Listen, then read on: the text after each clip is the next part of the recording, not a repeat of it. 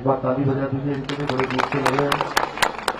और सभी हमारे पदाधिकारीगण, सभी मेरे बड़े बुजुर्ग, सभी उपस्थित माताएं बहनें, मेरी सभी नौजवान साथियों, बहुत विशाल संख्या में आप सब आए हैं। मैं आपको सबसे पहले इतनी बड़ी संख्या में आने पर हमारे पत्रकार मित्र, सहायकार बंधु सभी का मैं हृदय से आप सबका स्वागत करता हूं, आप सबका अभिनंदन करता हूं, आप सबको प्रणाम करता हूं। और आज मैं आप सबके बीच में नगर पालिका परिषद के अध्यक्ष पद के प्रत्याशी भाई गोविंद वर्मा जी और हमारे सभी वार्ड मेंबर, पार्षद, प्रत्याशी, आप सबका मत, आप सबका आशीर्वाद, आप सबका समर्थन मांगने के लिए आया हूं। मुझे पूरा विश्वास है इतनी बड़ी संख्या देखकर मेरे मन में अजय भाई कोई अब संदेह नहीं है यहाँ पर। नगर पालिका परिषद लोहाघाट में गोविंद वर्मा जी को आप सब जिताने वाले हैं, इनको और दोबारा काम करने का मौका देने वाले हैं, साथ ही यहाँ कमल खिलाने वाले हैं। पार्षदों की भी एक बड़ी टीम इनके साथ जिताकर नगर पालिका में भेजने वाले हैं। भाइयों बहनों, गोविंद वर्मा जी लंबे समय से आप सबके बीच में रहकर सामाजिक कामों को करते रहे हैं, बढ़ चढ़कर सभी समाज कार्यों में अपना योगदान देते रहे हैं। मुझे पूरा विश्वास है कि नगर पालिका परिषद में फिर से जब ये चुने जाएंगे तो निश्चित रूप से इस नगर पालिका को एक नया आयाम, विकास की ऊंचाइयों पर पहुंचाएंगे। और सरकार के साथ मिलकर हम भी चाहते हैं कि अच्छा चेयरमैन होगा तो निश्चित रूप से हमको भी जो योजनाएं देनी है उन योजनाओं को हम वहां से स्वीकृत करेंगे और वो योजनाएं आपके लिए भेजेंगे तो आपके पास सीधे सीधे पहुंचेंगी। वार्ड मेंबर हमारे होंगे और चेयरमैन यहाँ होगा। तो आप सब जानते हैं आज हमारे देश के यशस्वी प्रधानमंत्री आदरणीय नरेंद्र मोदी जी के नेतृत्व में देश तेजी से आगे बढ़ रहा है और देश के साथ साथ उत्तराखंड को भी दुनिया का और भारत का सबसे श्रेष्ठ राज्य बनाने के लिए हम लगातार काम कर रहे हैं। उनके मार्गदर्शन में काम कर रहे हैं, प्रधानमंत्री जी के सहयोग से काम कर रहे हैं और हमने अंत्योदय का लक्ष्य लेकर समाज के अंतिम छोर में रहने वाले व्यक्ति तक, यानी कि जो हमारे अंतिम छोर का व्यक्ति है वहां तक सुविधाएं पहुंचे, वहां तक शासन पहुंचे, उसके लिए हम काम कर रहे हैं। इतना ही नहीं, हम स्थानीय अर्थव्यवस्था को मजबूत करने के लिए काम कर रहे हैं, पर्यटन के क्षेत्र में काम कर रहे हैं और लोगों का रोजगार बढ़े, स्वरोजगार बढ़े, उसके लिए कई महत्वपूर्ण योजनाओं पर काम कर रहे हैं।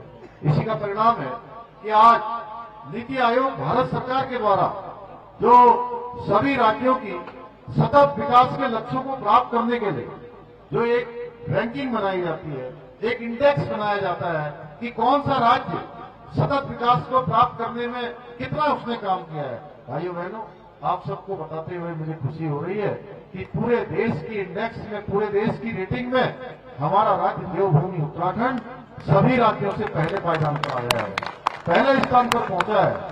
इसके साथ ही युवाओं को रोजगार देने के मामले में भी हम काफी तेजी से आगे बढ़े हैं। हमने बेरोजगारी दर में 4.4% की कमी पिछले एक साल में हम लेकर आए हैं, जो राष्ट्रीय औसत से भी ज्यादा है, यानी राष्ट्रीय औसत को भी हमने पीछे छोड़ा है। इतना ही नहीं, हमने राज्य में बहुत सारे महत्वपूर्ण निर्णय लिए हैं, कुछ कठोर फैसले लिए हैं जिनको पूर्व की सरकारों ने अपने स्वार्थों के चलते, वोट बैंक के चलते ठंडे बस्तों में डाल दिया था। भाइयों बहनों, हमने देश में सबसे पहले आप सबके आशीर्वाद से, देवभूमि के आशीर्वाद से सबसे पहले देश का सबसे पहला राज्य होने का गौरव हमको प्राप्त हो गया है कि सबके लिए एक समान कानून हम लागू करने जा रहे हैं। हमने समान नागरिक संहिता का विधेयक बना दिया है, हमने नकल विरोधी कानून लागू किया है। भाइयों बहनों, और ये नकल विरोधी कानून लागू होने के बाद 19,000 से भी ज्यादा पिछले 3 सालों में हमने अपने युवा भाई बहनों को नौकरी देने में हमने सफलता प्राप्त की है, वो नौकरियां उन्होंने प्राप्त की है। और इतना ही नहीं, अभी पीसीएस परीक्षा का परिणाम निकला है हमारे चंपावत जनपद के लोहाघाट के आसपास के, यहाँ पर पीसीएस परीक्षा में बहुत सारे हमारे गरीब माता पिता के बेटे बेटियों को एसडीएम और तहसीलदार बनने का भी अवसर प्राप्त हुआ है। भाइयों बहनों, देवभूमि उत्तराखंड की अपनी एक सांस्कृतिक विशिष्टता है और इस विशिष्टता और डेमोग्राफी को सुरक्षित रखने के लिए हम निरंतरता से काम कर रहे हैं, संकल्पबद्ध होकर काम कर रहे हैं। इसी संकल्प के साथ हमने प्रदेश में लैंड जिहाद हो, लव जिहाद हो या थूक जिहाद जैसी घृणित मानसिकताओं के खिलाफ कड़ी कार्रवाई की है। प्रदेश के अंदर हमने सख्त दंगा रोधी कानून लागू किया है, धर्मांतरण रोधी कानून लागू किया है।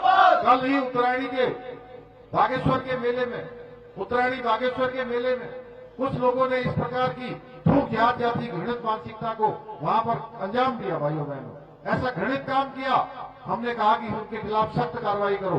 दोनों के दोनों आरोपी आज पुलिस की गिरफ्त में हैं, पुलिस ने उनको गिरफ्तार कर लिया है। इसके साथ ही प्रदेश के अंदर बहुत जल्दी सशक्त भू कानून भी हम लागू करने वाले हैं। उसके लिए भी हमने सारे जिलाधिकारियों को, सारे लोगों से सुझाव लेने के लिए कहा है। उनके सुझाव आ रहे हैं और जल्दी हम सशक्त भू कानून भी लागू करेंगे। भाइयों बहनों, मां और मेरी सरकार लोहाघाट के साथ ही पूरे प्रदेश की सीधे जनता तक पहुंच रही है। सीधे जनता तक हम लोग पहुंच रहे हैं। मैं लोहाघाट की अगर यहां बात करूं तो मेरे द्वारा करीब यहां पर 162 करोड़ रुपए की विकास योजनाओं का पहले लोकार्पण और शिलान्यास किया गया था, जिसमें से कई योजनाओं पर आज काम भी प्रारंभ हो गया है। यहाँ पेयजल की जो हमारी डीपीआर है, सरयू पेयजल की डीपीआर बनकर तैयार हो गई है। खेल गतिविधियों के लिए हम खेल का काम कर रहे हैं, अस्पताल का उच्चीकरण कर रहे हैं। यहाँ भूमि की जो समस्या है उसका मामला न्यायालय में है, लेकिन उसके बाद भी हम कोई न कोई रास्ता उसका निकालने के लिए प्रयास कर रहे हैं। यहाँ पर स्पोर्ट्स कॉलेज का काम, बहुत सारे कामों की लंबी लिस्ट है। अगर मैं उसमें जाऊंगा तो अभी मेरे को एक पांडे जी ने वहां के लोगों का दिया था कि धन्यवाद कर रहे थे, हमारे सतीश पांडे जी लाए थे पार्टी गांव को, सब सड़क पहुंच गई, वहां में काम हो गए। ऐसे सभी गांव में कोशिश कर रहा हूं कि सभी गांव हमारे पहुंच में हो, सभी आसपास का क्षेत्र हमारा विकास को प्राप्त हो, विकास वहां तक पहुंचे। और मैं लंबी लिस्ट पे आज चूंकि मैं केवल आप सब लोगों से निवेदन करने के लिए आया हूं कि ये नगर पालिका के चुनाव में आप सब लोगों ने जहां गोविंद वर्मा जी को जो है भारी बहुमत से जिताना है, उनकी पूरी टीम को जिताना है। एक तरफ ये सब काम करने वाली भाजपा है, एक